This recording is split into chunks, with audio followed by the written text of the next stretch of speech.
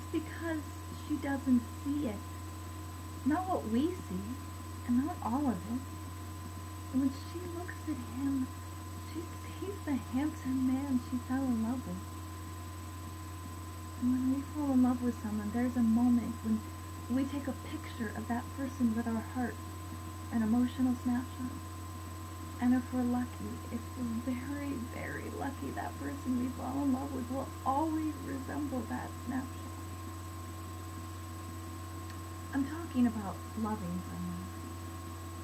Thomas is getting ready to fall in love with me. He hasn't felt like he's worth doing that for a very long time, but he's different now. Thomas is changing. We'll be in Times Square tonight. We'll both be drinking. He'll kiss me at midnight and sketch a picture in his mind of me that will last in a lifetime. Nothing will change it, not even if you wait a day to tell him what you think is so important. I've never been more sure of anything in my life. When my father first took my mother out, they went to Coney Island.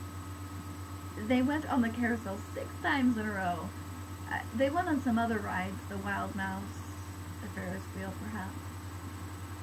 My father bought my mother a bag of peanuts, and he tipped the man selling them an extra nickel, and she thought he was devilishly mad, seeing as how it was the height of the Depression. Then my mother didn't feel too well. Probably one of the rides.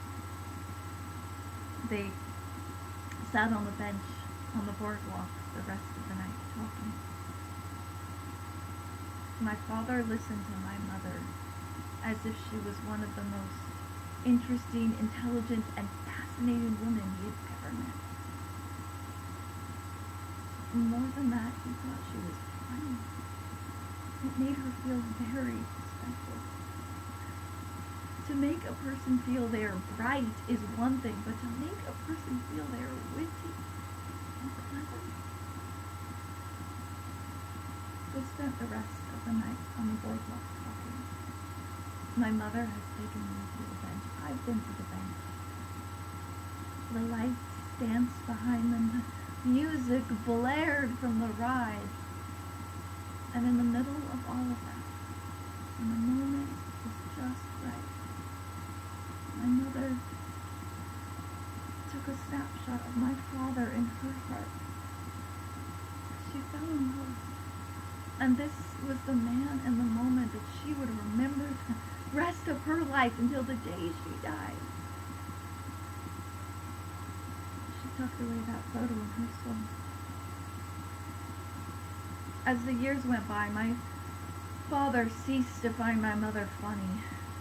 He also did not find her interesting or intelligent or any of the other things he found her to be that night. Or worse than that, he has let her know it. With every disinterested look, with every silent goodbye. Was it last week or the week before?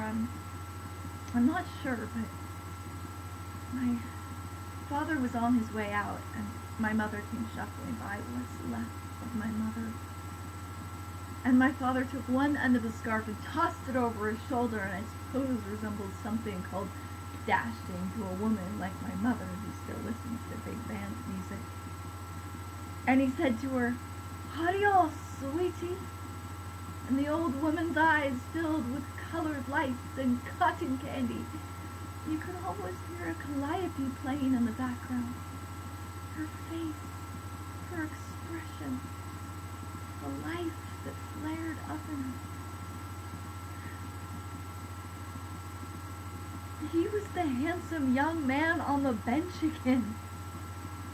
There, that's him, the kind and gentle man who loves me. It was only for a moment, but a moment was all it took. He didn't make my mother's day. He made her life. Don't you see? We don't fall in love with someone for who they are. We fall in love with someone for who we think they are.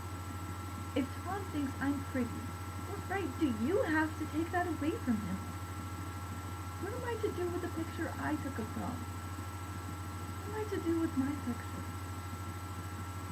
He stood there and recited a poem for me, a poem he memorized in high school, wearing his favorite Christmas sweater, the one he thinks is red and white.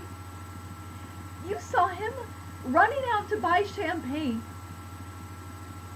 What am I to do with the picture I took of God? Why would you